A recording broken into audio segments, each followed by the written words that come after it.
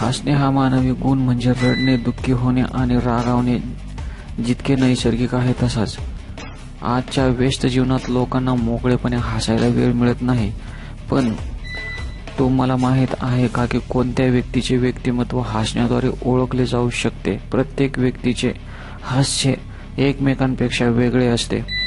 काही लोक खूप मोठ्याने हसतात तर काही लोक बहुतेक हसून त्याचा आनंद व्यक्त करतात. हसण्याचा संबंध मानसिक आरोग्याशी असतो.